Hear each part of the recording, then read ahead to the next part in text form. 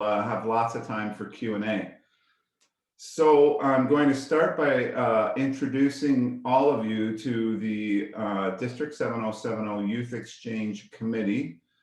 We have Deb Murray of the Rotary Club of Trenton, Grant Southwell, Rotary Club of Trenton, Rob Pope, Rotary Club of Campbellford, Joyce Kazan, Rotary Club of Brighton, Janet, I'm going to Thorstenstein. Thank you, Shelley. Janet Thorstenstein, Rotary Club of Whitby Sunrise. Beth Selby, Rotary Club of Coburg. I didn't see her before I started sharing my screen, but we were hopeful that Maddie, Rotex leader that did her exchange through the Belleville Rotary Club, and Patty Wright, District Youth Services Director. And we are Shelley and Trevor Hegerman, District Youth Committee members and members of the Sterling Rotary Club. And we love Rotary Youth Exchange. For us, Youth Exchange is largely responsible for opening our eyes to the true scope of Rotary and its role in the world. It also has brought that same knowledge and understanding to our club and led our club to get involved in an international project in 2019, thanks to an outstanding presentation by Eloise, an inbound youth exchange student from Brazil in the same year.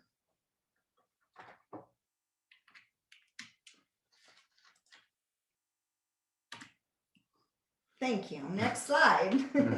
This 11-month-long program sees Rotary partnering countries exchanging students to live abroad, attend high school, and live with host families for 3 to 4 months, which can be Rotarians or qualified community partners. During this time, students are immersed in a culture different than their own and learn another language, bringing back to Canada an understanding of the differences that make us all unique.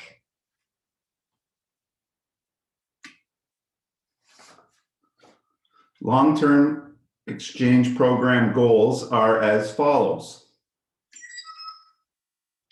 A deeper cultural understanding,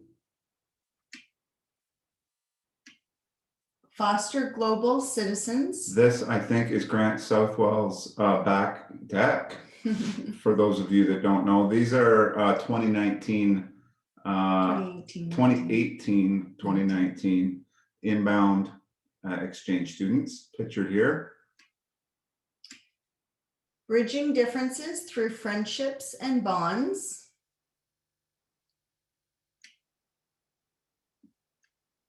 Broader view of the world. Generating leaders, givers, and Rotarians. Tolerance and understanding of others. The plan is that by August 2022, the world will be in a safe situation to allow for student exchange again in District 7070. So your club is critical to the Rotary Youth Exchange program.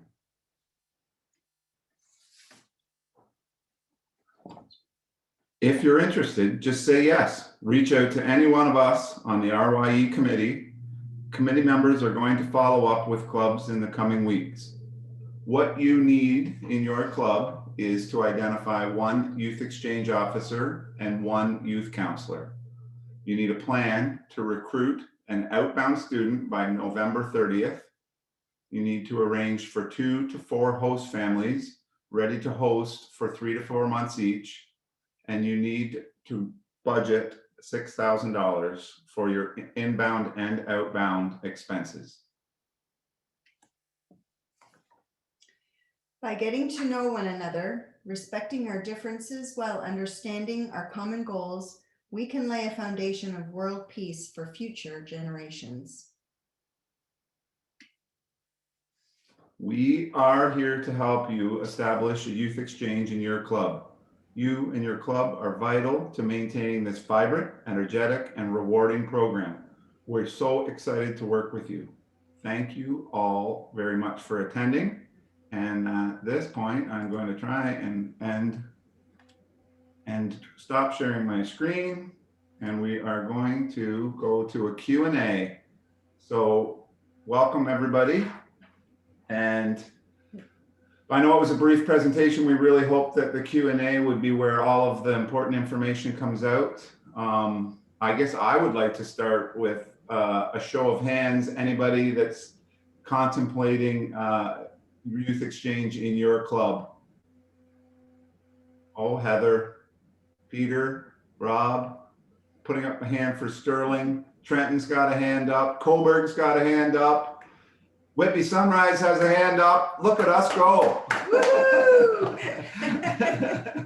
Brighton. Right, Campbellford, I think I already said, but I know that was very brief and not a lot of detailed information, so I'm sure there's a lot of questions. So remembering you're on mute, please take yourself off mute and fire away.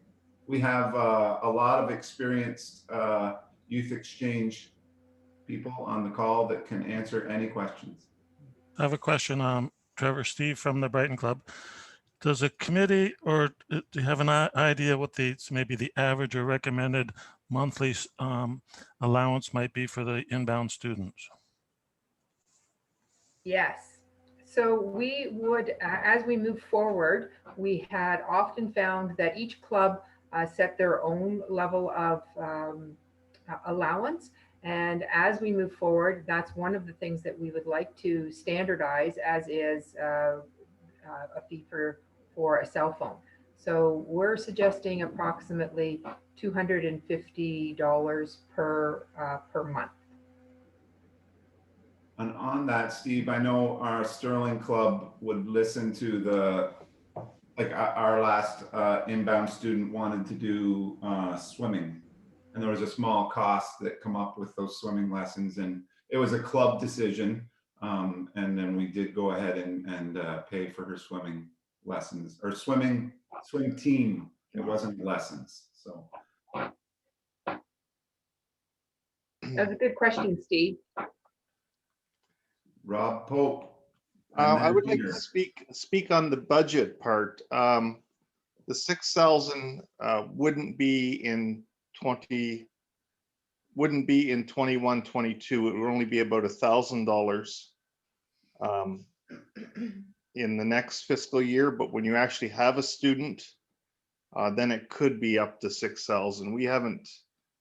So you only need to allocate $1,000 out of next year's budget, and then more for the year after. So let's clarify the years. Rotary International has decided that there will not be any outbound students this coming August, so in 2021.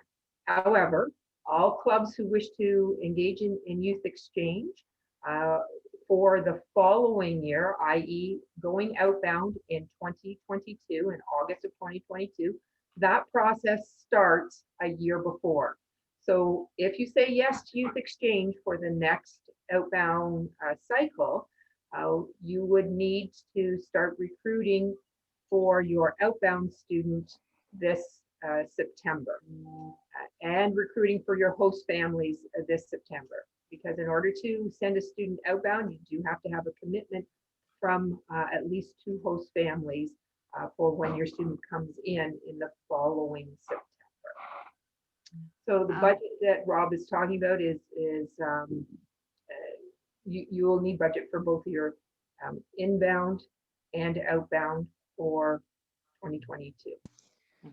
Just to clarify, Deb, if I may, you said that we're hoping that youth exchange will start up again in the district in 2020 in August, hopefully. But RI says there's going to be no youth exchange program in 2021. Did I hear that correctly? That's correct. There are no students going out this August in 2021. Youth exchange will not resume again until August of 2022, which means clubs need to recruit in September of 2021. Just a clarification. So your date of August 2020 should be August 2021 for me. And okay, that answers my question. Thank you. Trevor, would you go through the date deadlines, please, again? Do you want me to share my screen, Trevor? I've got it up in the background, I think. Yes, so the dates. You want to know when they are? Just motoring through there. Great photos. Glad we get to see them again. Okay, so a club needs to recruit and outbound. So any year that you decide that you wish to be in youth exchange, you actually are starting almost a year before. So clubs need to have a plan to have finished their recruitment process and have a student selected by November 30th. In that time frame, you also need to have a commitment from at least 2 host families, but certainly 3 or 4 is ideal. And just to clarify, your club says yes by August 30th. That is so you can get the ball rolling, know how to vet applicants and interviews. There's a lot of preparation to be done before your actual student is chosen by November 30th. So by saying yes by August 30th, that gives you the time to get everything organized before November 30th.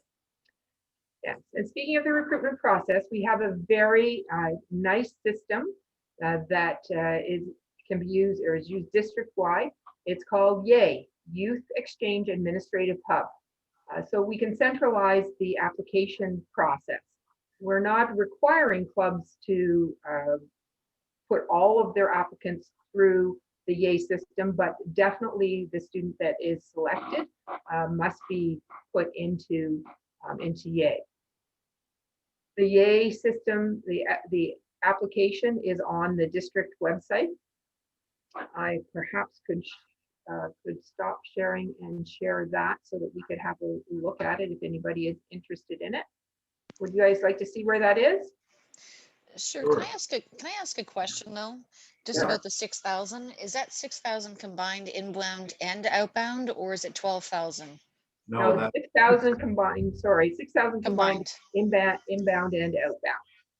And is And the that- expectation that the second part of that is the expectation that if a student, let's say, or a youth, if we're accepting them inbound, and let's say it's in August of 2022, like we said, correct? Mhm. Is that going to be for the fall, given that it's a few months? It's a 3-4 month commitment, correct? So it's a full 11-month commitment to the club, and Okay. we request that you have a minimum of 2, but we like you to have 4 host families so that each host family is hosting a student for approximately 3 months.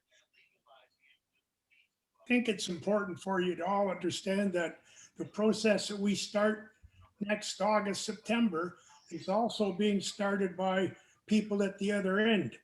So that in the fall, in August of 2022, we will receive the person that you send out. You're going to get somebody back. So when you make the commitment to send somebody out, you're also accepting the commitment to receive a student. Right. Do we know how many partners we will be involved with, Grant? The more clubs we get involved, the more partners we can attract. Oh, but Right. we don't have a list now, do we? Well, we No. haven't advertised any list. We've got the partners we had last year, and all of them have written and said they're still interested once COVID is lifted. And we just heard from Italy today, so we've got another possible contact, and I'm sure that we're not going to be lacking any exchanges. Our biggest problem is to get some of the 52 Rotary clubs in this district to commit to a greatest program in the whole system, and that's Youth Exchange. And it just blows me that we can't get more of you involved, because it's such a super program. And when It you is. send a youngster abroad for a year, you bring one in. And those kids that we get back in here are just so tickled to be coming to Canada that it's just amazing. The reputation we have overseas for homes to come to in Canada.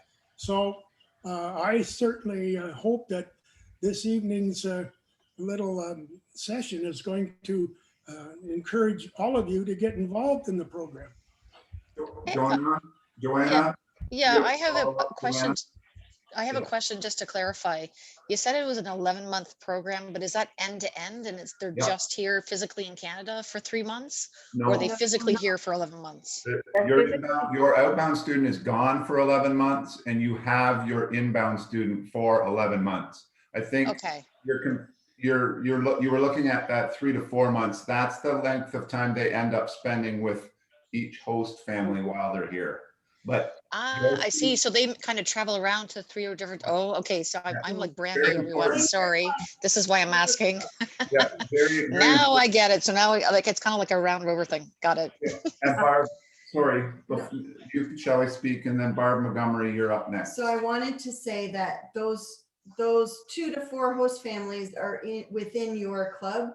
The student, we'd like the student to stay in the same school, and then they move within your community. Got it. And is there an age limit on the kids, on the students? Yes. Yeah. So students, so it's all surrounding school boards. So you would recruit students who are in grade 11 to go outbound in their grade 12 year. So they would be between 16 and they would already be 16 years old, but not yet 18 years old. Does the standardization there, Deborah, still exist? That an outbound student still has to have 1 year of school to complete on their return, or have we done away with that? See, here's my recruit. That's why I'm asking. And he's going to be in grade 11 going into grade 12. Nice. That's why I'm asking. What happens is the students do miss they're away on exchange during their grade 12 year. And when they come back, they complete grade 12. Well, here. Their grade 12 year, yeah. So they're actually in high school just a year longer than the other I ones. like to say they're doing their lap year when they return. A lot of students who graduate grade 12 aren't ready to move on to post-secondary, or really don't know what they want to do. So they go back to school and take a few courses, high school to take a few courses, or they just work for a year. So I like to say they're taking their lap or gap year in the middle rather than saving it for the end, because they'll probably certainly know what they want to do when they come back. Peter, you had a question? Did we? Oh, Go ahead, Peter. and then Barb. In the past, there were some students that went out in January and some students that came in January. Is that still the case if they're in the Southern Hemisphere, the students that are going to or coming from Southern Hemisphere? No, we are only accepting students in August, and again, it's in large part due to the school boards. School boards have no appetite for having a student here only half a year, because if we send a student out, they are away for the entire year. So therefore, a student coming in must be in or take their place for an entire year. So do we still exchange with Southern Hemisphere students or districts, notwithstanding the fact that they come in August? Yes. Right now we're not exchanging with anybody because of COVID, and we Assume it once the program restarts. yeah. But standing from Brazil and Argentina, they're all keen to come. And even though it's a split year for them, they'll still participate. Do we still have Venezuela as a partner, Grant? Nope, No? not yet. Let's get to Barb. Barb, Barb, you had a question, and then Teresa. Do host families have to have children in the house? No. No, Okay. I also wanted to quickly, I'm somewhat changing the subject, but I see all the questions in the comment box and trust that we'll get to all those questions when people are done asking questions, just so you know. Teresa. Thank you. Great presentation. I'm really listening closely because I'm going to be much more involved. So I'm hoping, is there Deb, is there like a training I'll undergo to better understand how you do it, how you do everything? Yeah, for sure. So once we Okay. get the clubs to commit to youth exchange, simply by saying, yes, we're going to give it a go. And you would designate your youth exchange officer and your youth counselor. And then we would work with those youth exchange officers and youth counselors and train them on the YAY program and what they need to do, because they would certainly be involved in using that program to collect and view the information, and then give them the opportunity to learn from other clubs and to understand the process of recruiting. Many clubs in the past have struggled with finding host families, but we know that if the recruitment process is followed, there is an abundance of opportunity to recruit host families and more Rotarian members. Many of you may know that I am a Rotarian only because of Youth Exchange. That's how I came to know what Rotary was about. But definitely, once you say yes, we are going to gather all those clubs that have said yes, and we'll provide a training session for the Youth Exchange officers and the youth counselors on the system, YAY, as well as the processes to get you going. Thanks, Deb. And the committee is always here to help at all times through the whole. Okay. Joanna, did you still have a question? Yeah, and I think I was just answering it in my own head, but I was thinking about what you said in terms of keeping it consistent, obviously for the children's sake, and keeping them at the same school. So let's say Whitby Sunrise, for instance, had 2 families, and Bowmanville had, because I'm from Bowmanville, has 2 families as well. Even though they're closely, like they're only 10 minutes apart, these towns, there's no interest in doing that combination between clubs. I guess number one, because of the split of the finances and that piece, as well as the consistency with the schools, correct? Yeah, there's a whole process for getting a school to commit as well. Right, exactly. The school board, so that obviously we're interested in the inbound student attending the same school for the whole 11, well, it's not 11 months. They're not in school the whole time, but the whole school year at the same school. Yeah. So we do encourage clubs who are in close proximity to each other. They can certainly share. In the Whitby Sunrise and the Whitby Club, we shared a student at one point that I hosted. And it is okay to do that as long as the family that is hosting in the district that the child is not going to school is willing to transport them to that school, and also transport because they will have made friends. And so the logistics becomes a little more challenging. So as long as that has been thought through well, it is certainly feasible to do.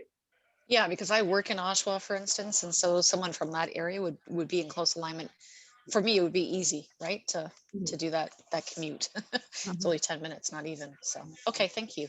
Thanks. Basil? Yeah, our club used to do youth exchange for years and years, and it worked very well. But now most of our club members live outside of the area of our club. How do you recommend we do youth exchange, which I think would be great for our club to get back into? Thank you. Well, I would, sorry, I think Deb was. Debbie, go ahead. So I would suggest that you simply say yes and commit to doing youth exchange, and again, work through the process. The key is finding host families in the school district and in the area of where the student would go to school. And so provided that you can find host families and can make sure your Rotarians are in contact with those host families and keep and ensure that your student is coming to your Rotary Club and is involved in your Rotary Club, then there's no reason that you can't do host exchange. It's just, that's all it takes, is finding a student and finding 2 to 4 host families within the area of the catchment area of the school district, or close enough and being able to transport the student to school. And to reiterate, they do not have to be a Rotarian to be a host family. No. We vet all families, of course, and there's police checks, and obviously we don't disregard safety, but your host families do not have to be Rotarians. Peter, and then Teresa. You made a point in the presentation of saying that by August 30th, you have to designate a youth exchange officer and a youth exchange counselor from the club. Can they be one and the same? And can you tell one and the same person? And can you explain what the difference is between the two? That is a great question, Peter, and thank you very much for asking that. No, it cannot be the same person. It must be two distinct and separate people. The youth exchange officer is the person who would administer the program, work with YA in more detail, making sure that the student is at the orientations and that things are going well with the host families. The youth exchange officer is the person who typically would visit the host families, do the interview with them, make sure that the home meets the standards that RI has put in place. And that's the youth exchange officer's role. The youth counselor is a second person that the student needs access to call upon if they've got any other types of issues or things that they need to have addressed. So the counselor is more of the friend, so to speak, and the direct connection to the club. So they need RI recommend or requires that they have those two people to call upon. We call it the chain of command. The club president, youth exchange officer, and the counselor. There has to be different people that the student has access to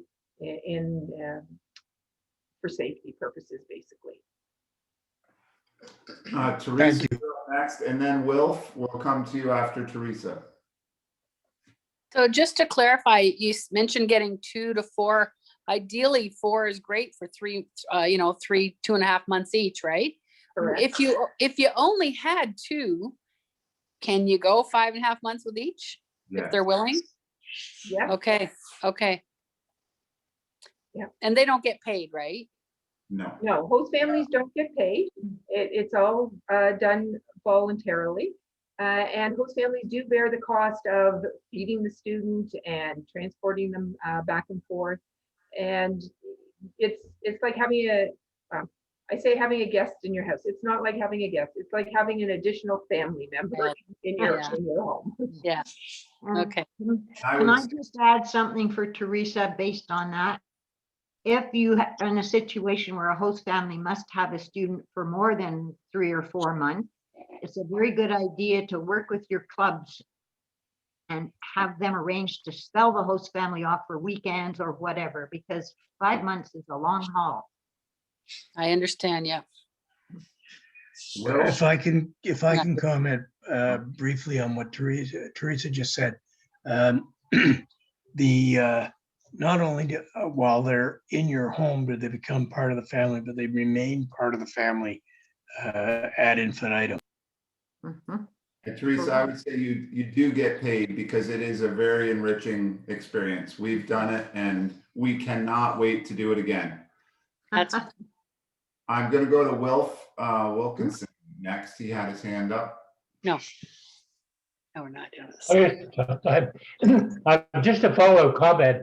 There was the question about whether the parents had to be Rotarians, and of course it was probably answered, no, they don't have to. Often they aren't, but they have. That has been a source for clubs of new members, because often the parents who were not Rotarians are then become very involved with the club affairs and join the club.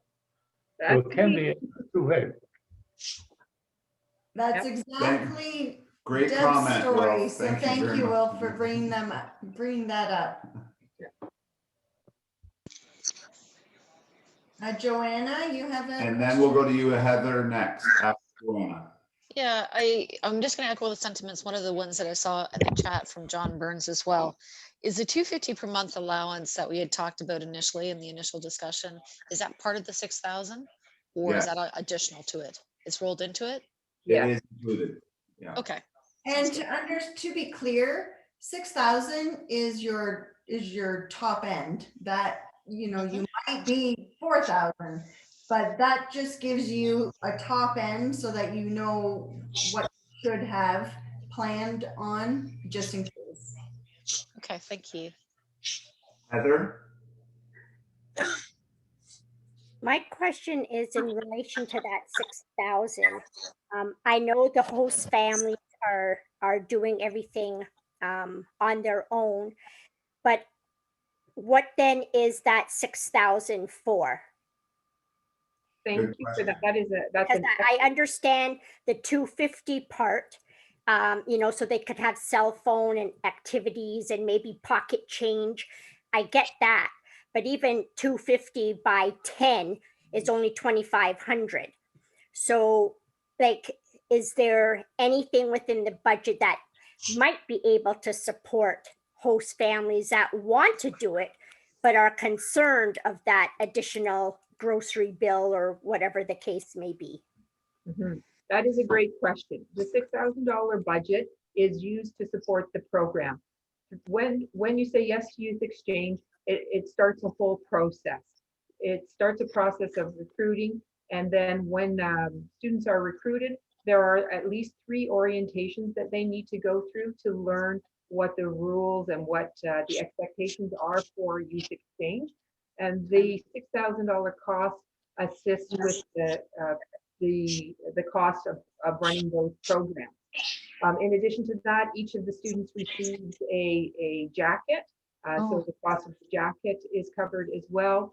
And there are a couple of other activities that we do at the district level that the club is required to pay for. So that $6,000 budget handles that.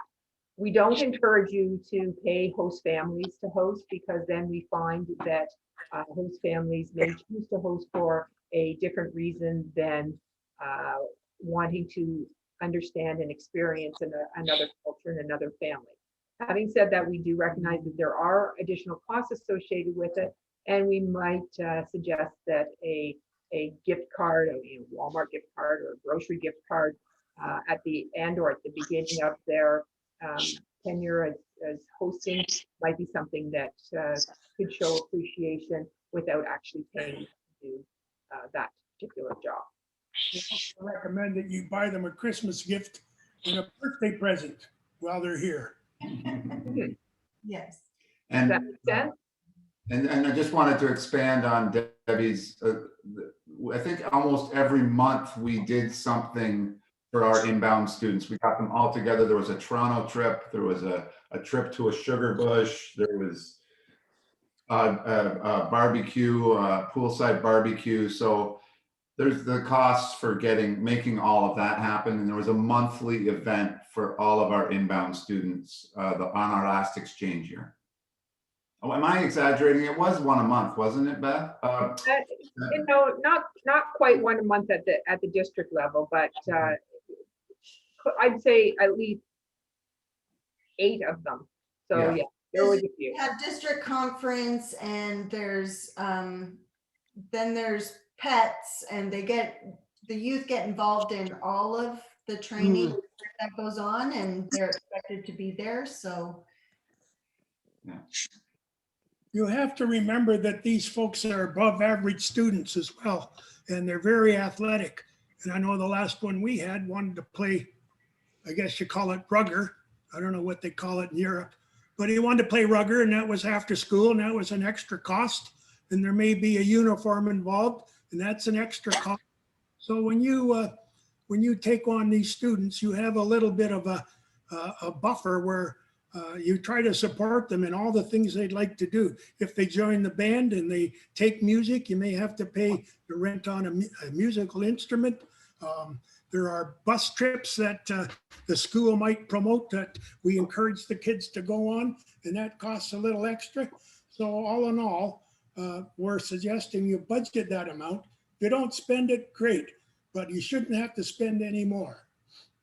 So basically, we're treating them as if they were our own child, and the things that we would provide or want to do for our own children, and Correct. letting them have that experience.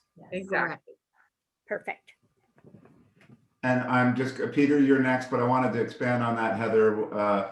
We found that it rejuvenated, it opened our eyes to our district again, and we started redoing trips. Like all of a sudden, it's exciting to go see the CN Tower again because you want this child from Finland to experience it. And so, yeah, so not only do you treat them like your own child, but it kind of, it makes you appreciate where you live yourself, because you now get to see it through someone else's eyes who has never seen it before. yeah. So the lookout at the top of the hill in your municipality now becomes an event, because beautiful view that you've seen thousands of times, but that visiting child has never seen.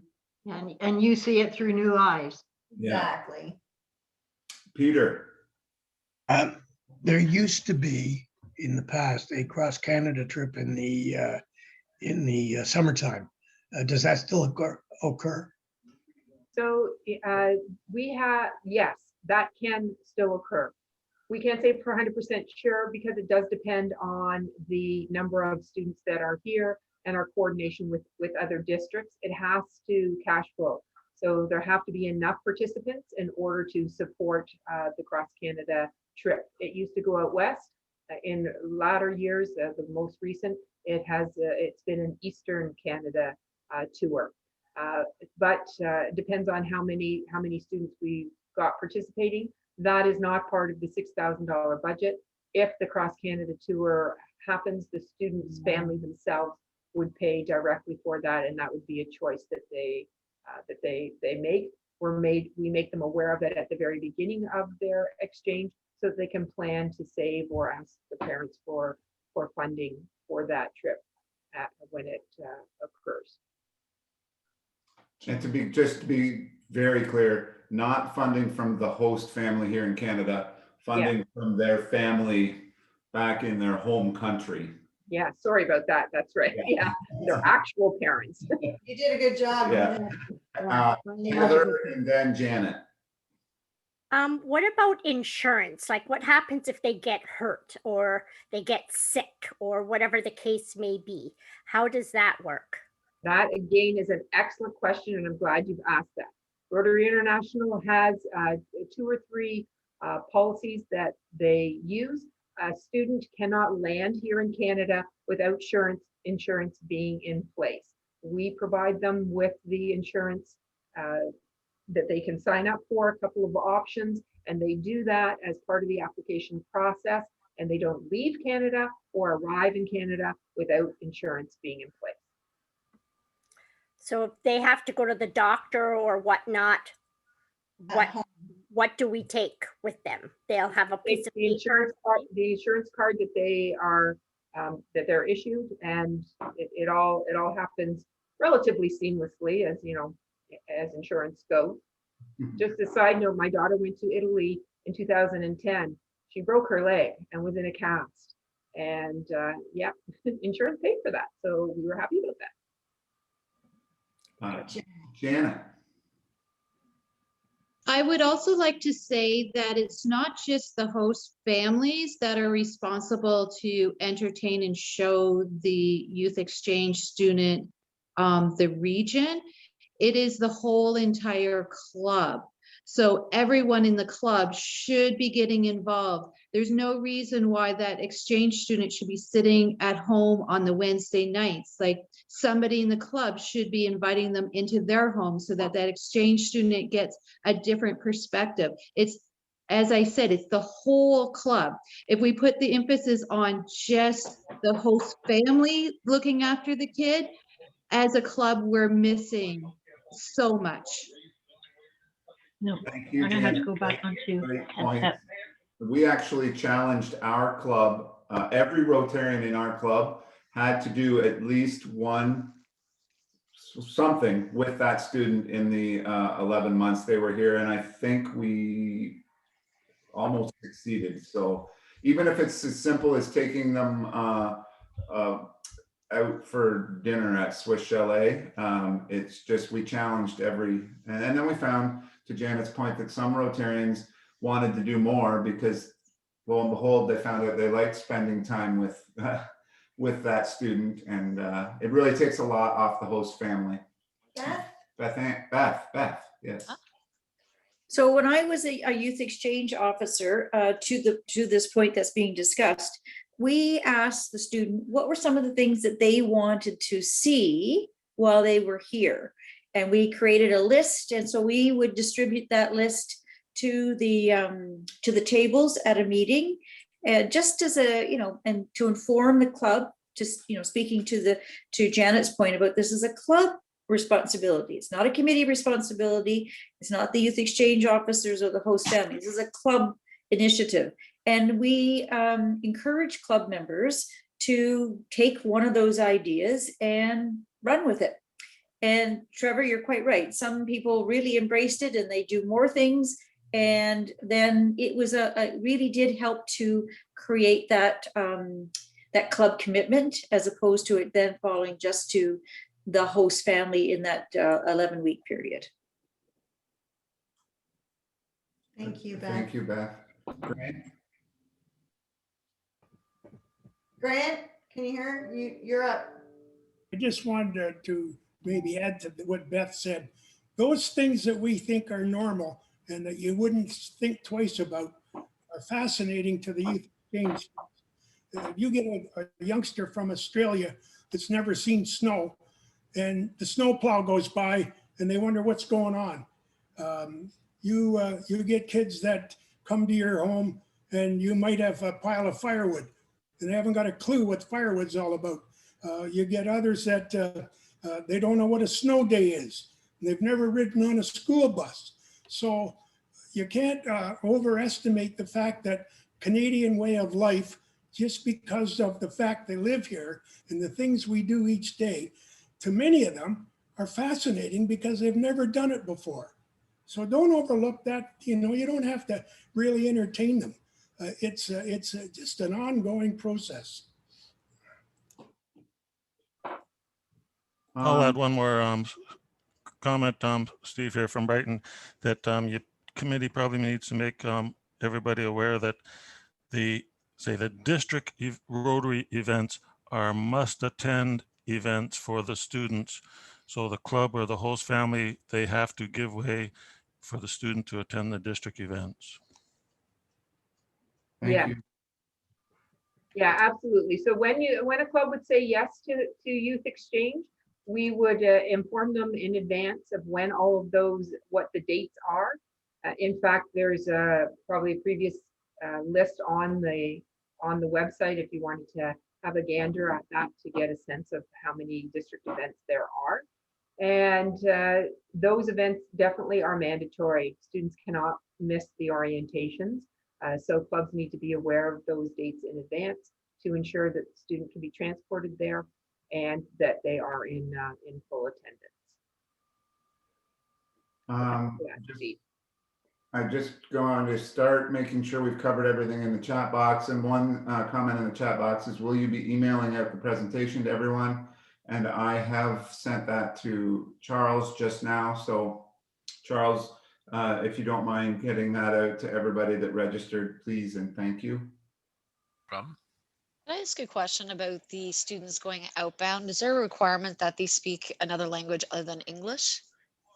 That is also an excellent question. The whole, one of the great benefits of youth exchange, and specifically with our district, is we only send students outbound to countries that do not speak English.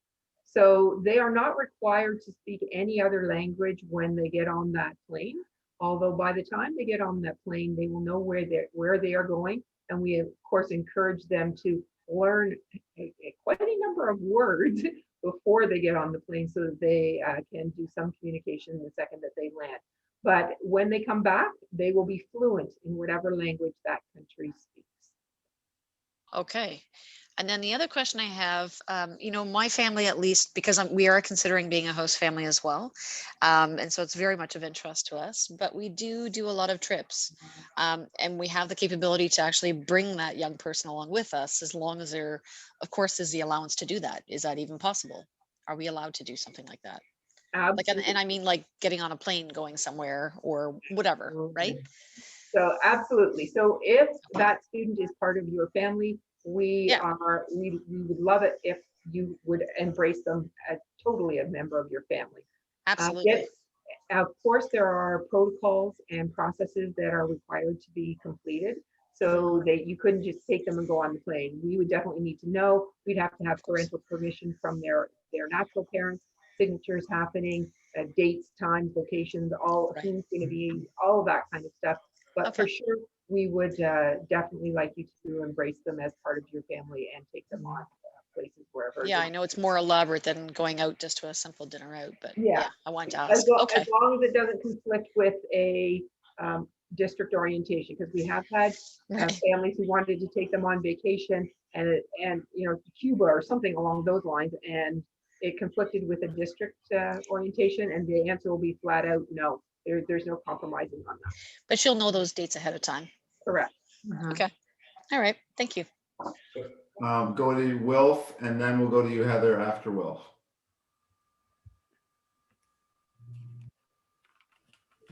Oh, Wilf, you're still on mute.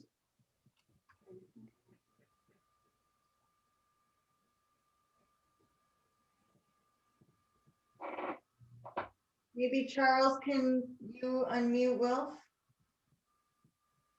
Yeah, There you go. Oh, One more time, Charles.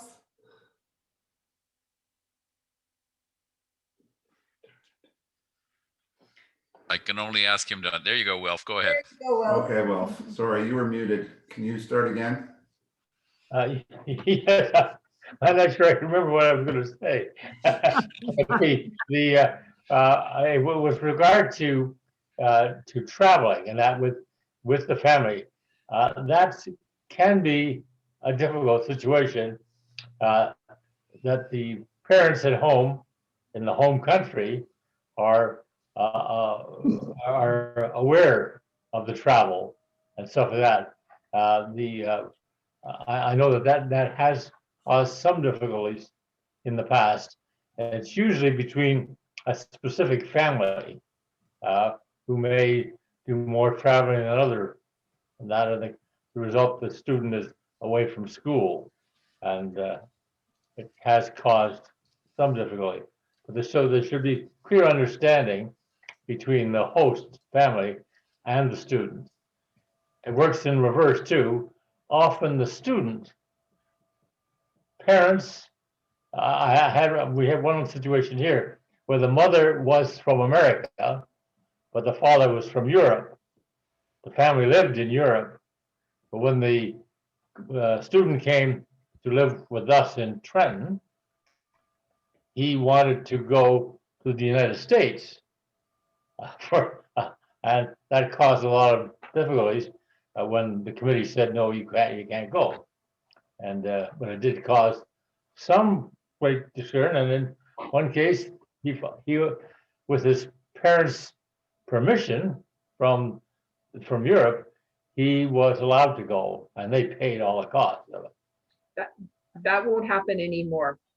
Students are not allowed to travel alone, even if their parents say they can. That is a requirement that they would need to sign off on before going on exchange or coming on exchange. They need to commit that they will not travel independently. That is not the purpose of the exchange. The other question is also driving. These students are of an age where they can drive. No, not in Canada. The 4 Ds would prevail. No drinking, no driving, no dating, no drugs. And they all follow them. I'm telling you, they do. You're so lucky. Yeah. It wasn't always that way. I know. Heather, you were up next. Well, I have one question, but to piggyback off of Deborah's comment that they all follow the rules, I think it's because you're dealing with a lot of families in a sense that do have the money to allow their children to engage in some of these activities. And a lot of the families have that expectation on their children back when we were young that you're representing me out there, you better behave kind of thing. So they have that wrath of when they go back home. Yeah. But my I question was being a little sarcastic because there are a number of incidents when they don't always follow the rules, and we have to. And Heather, the students know, the exchange students know that if they don't obey the rules or they break them to a certain degree, their exchange will end early and they will be going home. So yeah, you know, they're aware of that too. And I mean, we can't kid ourselves. They're all teenagers, so we're all There's a couple hiccups along the way sometimes. There is, but again, changing 6 and 7-year-olds, but that's not the case. And you had a follow-up, Heather? my question was basically, I know Beth had made the comment that lists, a lot of the students will give lists of places that they'd like to go. Now, is that list part of the their application package? No. Just out of interest. So Beth said, you know, their club did that. But if Beth were to be going to Ottawa and wanted to take the exchange student from the Sterling Club along with the exchange student from her club, then yes, they could go together. If your Rotarians in your club are going somewhere, then you can certainly make sure you've got the permissions to take the exchange student on a visit somewhere. Just to explain to Heather, it was really just to get a sense of what are some of the things that they wanted to do. You know, we had one year where a student had never had maple syrup. So they wanted to go to a maple syrup farm. Somebody wanted to go to Niagara Falls. Somebody wanted to, I don't know, pick something, right? It just helped the club to understand what were some of the things that the student wanted to do. And sometimes it was just, you know, me saying, would you like to come for dinner tonight's the night we're going to decorate our Christmas tree, right? It was just to broaden their experience. And again, to really emphasize the club commitment to the student who was on exchange and not leaving it up to the counselor, the host family, the youth exchange officer, or the committee. It was really to get the whole club involved in supporting the student while he or she was here. Janet, we'll take your question, And then Peter, and then maybe Deb, you can wrap up. Sure. So I just want to add on to Beth's comment that I spent some time and I made a list of over 100 things of Durham region highlights that our club could take our exchange student on. And it was not hard to come up with 100 different things, ranging from going from a hike to experiencing an Ontario cottage experience. Like, it doesn't take much to have experiences for these kids, and it shouldn't be just the host family. It should be all the clubs, as I reiterated before. Peter? What are the rules around, if there are rules around, the students' parents visiting while they're on their exchange? Peter, you have some great and awesome questions. An exchange is a challenging time for a student. We want all students to acclimatize to their environment and their new host families and to the Rotary Club. So we do allow parents to visit both the inbound and outbound students, but that can only happen in the latter part of the exchange. So parents are potentially allowed to visit sometime May or June as the student knows the language and is fully immersed in the culture. And parents that do want to visit, they have to pay their own way. They are not, there's no expectation that they would stay with the student in their host family. The parents would need to find their own accommodation and pay their own way. But that is allowed, but only in the latter half. And it does require approval from the club, as well as and we want them not to come when the student is in school. So parents can't show up during exam week and have their students pulled from school. So although it's possible, we do need, permissions need to occur, and everybody needs to understand what the realities of that visit would be like. Sorry, Deb, you kind of cut out. Would you explain the permit, from whom are permissions required? So permissions are required from the club. So the president of the club and at the district level. So the committee would have to approve that the parents could come. We would need to know that and ensure that they are not, that the parents are coming at a time frame that is not going to compromise the exchange. Under no circumstances do we want parents to visit in the first half of a student's exchange, because it is a challenging time and parents show up and instantly potentially students get homesick and just want to go home, and it disrupts the flow of the exchange. Parents come at the end, then the student ends up being the tour guide and is all excited and can be happy and show the parents everything that they've learned and experienced in the time that they're here. Thanks.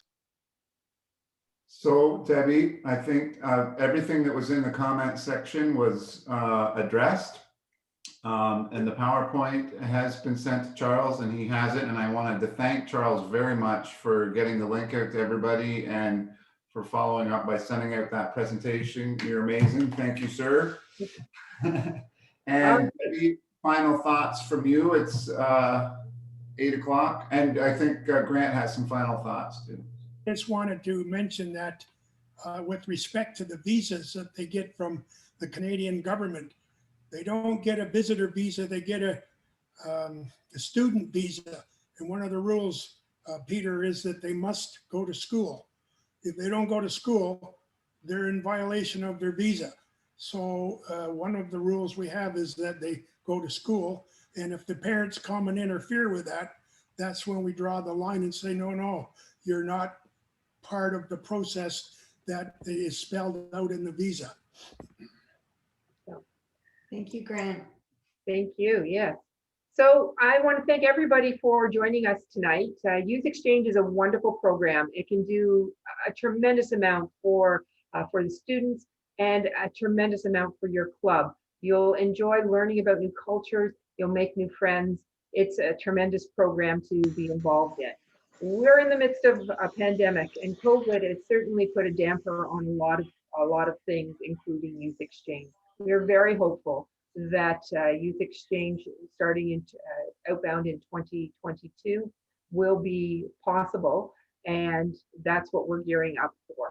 So to get involved in Youth Exchange, all you have to do is say, you know what, we're going to give it a go. Say yes to Youth Exchange by August 30th. We'll be sending out an invitation to say yes to Youth Exchange, and then the process will begin. We'll help you recruit your students, help you recruit your host families, and then you'll enjoy all the wonder of the Youth Exchange program, whether you're the student, the club, the host family, or somebody involved surrounding Youth Exchange. So thank you so much, and do say yes to Youth Exchange. Email us if you need more information. Our committee members are all here to help, and we are excited. We are hoping to reach a goal of 25 clubs involved, meaning 25 outbound students and 25 inbound students by the year, guess what? 2025. So join us. Have a great night. Thank you. Thanks, everyone. Good night. Good night. Bye. Good night. Thank you.